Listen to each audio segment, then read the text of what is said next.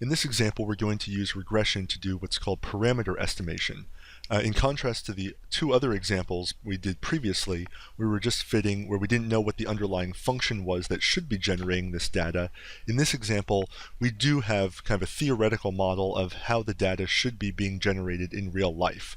So we can fit that specific function to our data and come up with what the parameter, in this case the time constant, should be that generated that data for this circuit. So in this case we have an RC circuit that we have some constant power source of 5 volts that's powering it. So at time equals 0 we're going to close the switch and we have an oscilloscope measuring the voltage across the capacitor here. And it's going to sample at 1 kilohertz. So we're taking a measurement of what the voltage is across the capacitor every 1/1000th of a second. And the oscilloscope stores all of the data to a CSV file that later we can take into MATLAB, which is what we're doing here, and we can analyze what the time constant for this circuit must be. Now in this example we're not told what the resistance of the resistor is, or the capacitance of the capacitor. So we're going to try to back out here what the time constant is. If you're not familiar with electrical circuits yet, the time constant is the time it should take for the voltage across the capacitor to reach about 63% of its steady state value. And there's a link in the notes if you want to know more. So the first thing we want, again the experiment has already been conducted, we need to import our data, which was stored in that CSV file from the oscilloscope. So here we have more than 10 data points like we saw in previous examples, so we're going to actually import 2000 data points, so we don't want to type those by hand. So it's called L04 cap.csv.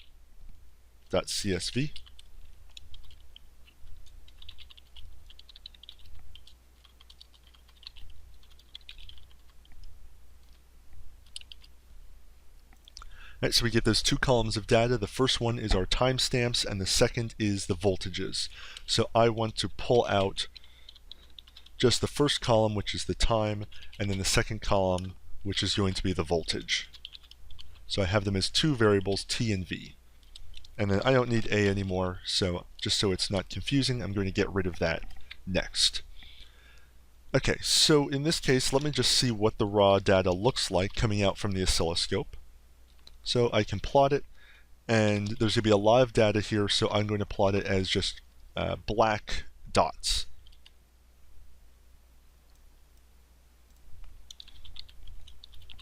And let me label this so I know what is what. So I have time on my x-axis in seconds,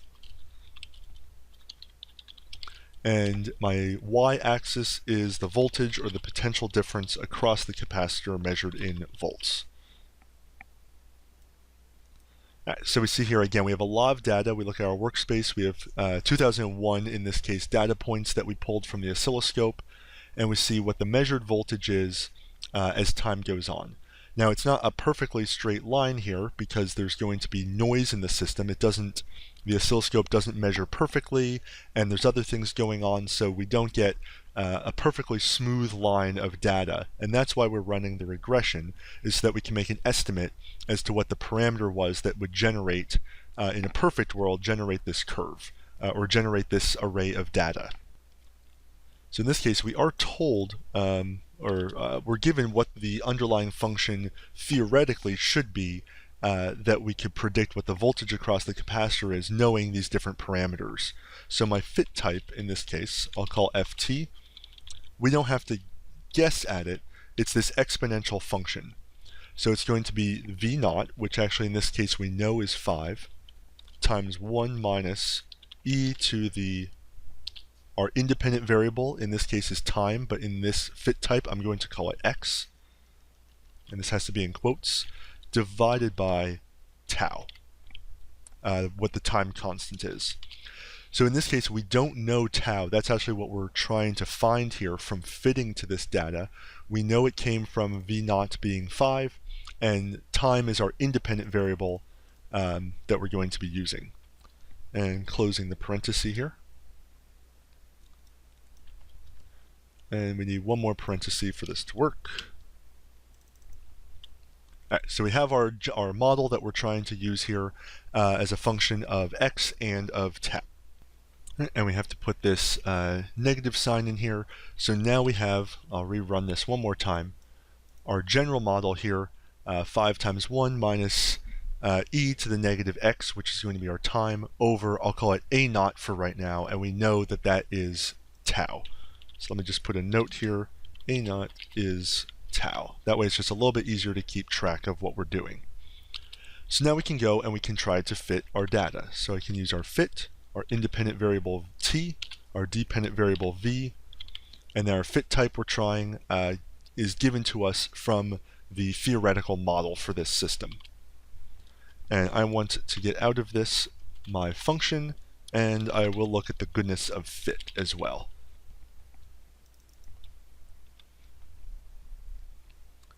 All right, so we get out from here, from our general model. We'll come back to that in a second. We see our goodness of fit using this model. We get 98% for our r-squared value, which again is pretty good. So let me look at this regression here. If I now plot on top of my old plot, what I get out of the regression line, I'll use those same timestamps, but now I want to evaluate them in my regression function, this f of t.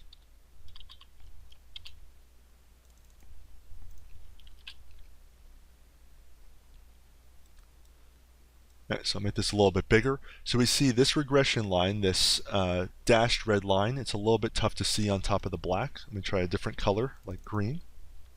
Might do better. Not much. All right, so we'll stick with the red line.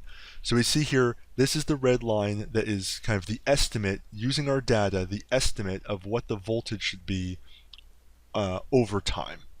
Right? And that is, again, based on the theoretical model we have for an RC circuit that is given to us.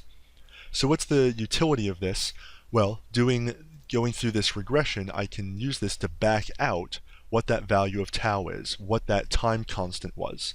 So if I go back to f, we saw that it took that one unknown value, that a naught, that's our tau value, and it estimated it to be 0.5009.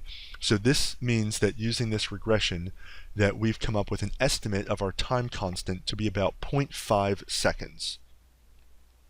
We can also use this model a little bit further. Let's say we didn't know that it was a voltage source of 5 volts. We can actually add a second unknown here. I will call this V0. So if I have less information, I can still make an estimate based on this theoretical model. If I didn't know my voltage source, I just had this data, and I want to know the time constant, I can actually find both of these things. If I run the fit now on this, where I don't know V0, I don't know A0, or tau, we can see here that by using our fit, we now have those two unknowns it's trying to solve for. So it estimates, based on our data, that our voltage source was 4.99 volts, which was close to what it was in reality. And it changes a little bit what our tau is. It's estimating at 0.498, but still about 0.5 seconds for our time constant. And we see again our r-squared value is good here. And we can replot this with that new fit estimate. And we see even with a little bit less information, using that fit, we still get a good agreement pretty much with what the actual data was that was collected from the oscilloscope.